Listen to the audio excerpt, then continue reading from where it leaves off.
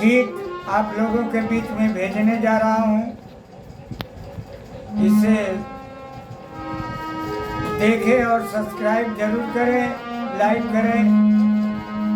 भैया लोगन, आप लोगन से गुजारिश बा कि बूढ़ समझ के ठुकराई जा